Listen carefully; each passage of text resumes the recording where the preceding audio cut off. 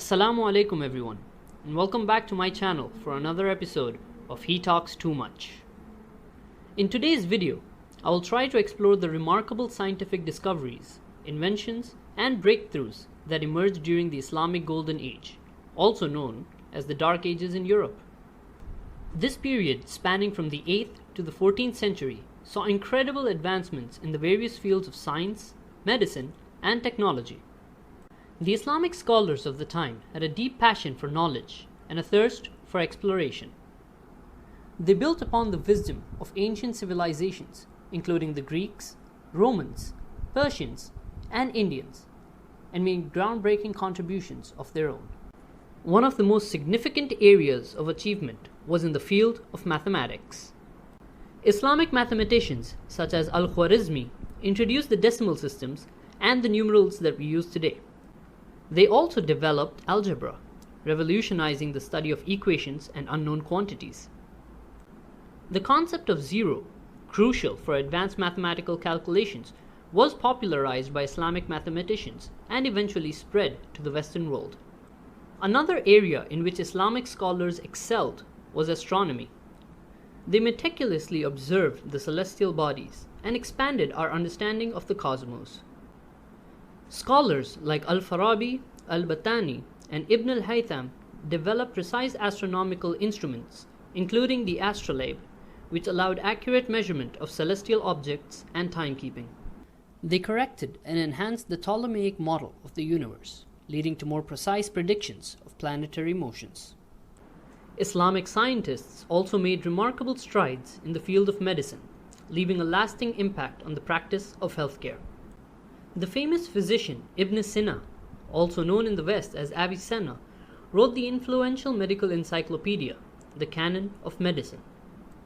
It became the standard medical textbook in Europe for centuries, and his understanding of diseases and treatments greatly advanced medical knowledge. Islamic physicians established hospitals with specialized departments, introduced the concept of clinical trials, and emphasized the importance of ethical medical practices. In addition to mathematics, astronomy, and medicine, Islamic scholars also contributed to other specific disciplines such as chemistry, physics, and optics. Islamic chemists like Jabir ibn Hayyan made significant discoveries in the field of alchemy, laying the groundwork for modern chemistry. Our scholars introduced laboratory techniques, invented new apparatus, and conducted experiments to understand the properties of substances. Ibn al-Haytham, the father of modern optics, studied light, reflection, and refraction. It was his work on optics and vision that formed the basis for the future of advancement in the field. These scientific achievements during the Islamic Golden Age were not limited to just theoretical knowledge. Islamic scholars also made groundbreaking inventions and technologies that had practical applications in daily life. The Islamic world saw the invention of the water clock, which accurately measured time using the flow of water. The engineers designed advanced irrigation systems, including the qanat, an underground channel system that transported water for agriculture and human needs. Islamic craftsmen excelled in architecture, creating breathtaking structures like the iconic Alhambra in Spain and the magnificent Dome of the Rock in Jerusalem. These scientific contributions made during the Islamic Golden Age were not only significant in their own right, but also had a profound influence on the development of knowledge in the Western world. Many of these works were translated into Latin and other European languages, shaping the Renaissance and paving the way for the scientific revolution. Unfortunately, much of this knowledge was lost in Europe during the Dark Ages, but Islamic scholars preserved and expanded upon it, contributing to the cultural exchange that would eventually lead to the European Renaissance. However, we must also acknowledge that after the 15th century, scientific progress in the Muslim world faced significant challenges and experienced a decline. One of the key factors was the political and socio-economical situation. The decline of powerful Muslim empires and the rise of colonialism led to political instability and economic challenges in many Muslim regions. This instability hindered the patronage and support for scientific endeavors, which had thrived under earlier prosperous and stable empires. Furthermore, the educational system played a role as well. The traditional madrasa system, while valuable for religious education, did not prioritize scientific inquiry or critical thinking.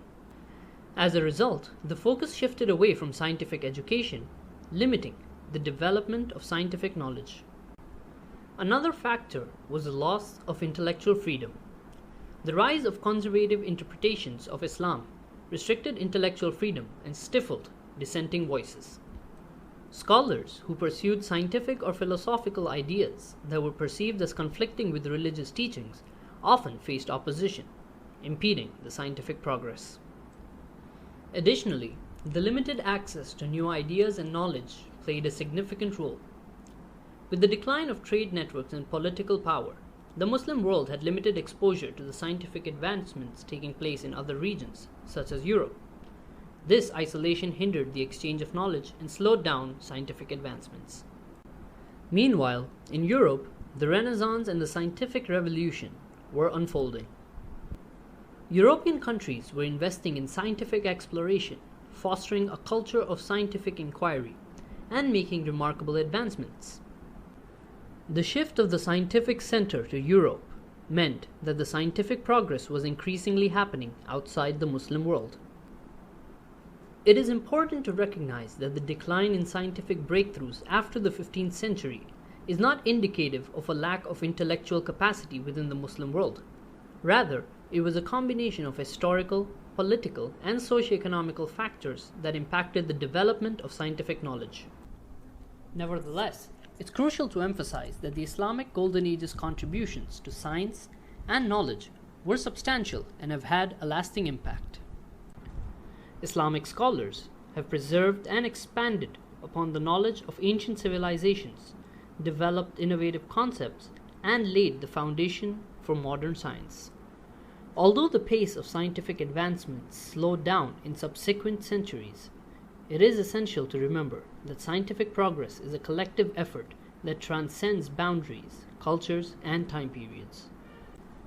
The decline in scientific breakthroughs in the Muslim world should not overshadow the rich legacy of knowledge that has shaped our understanding of the world. Well, that brings us to the end of this video. I really hope you guys enjoyed this video, and if you did, please remember to like, share, and subscribe to my channel for more interesting content. See you guys in the next video. Until then, stay happy and keep exploring.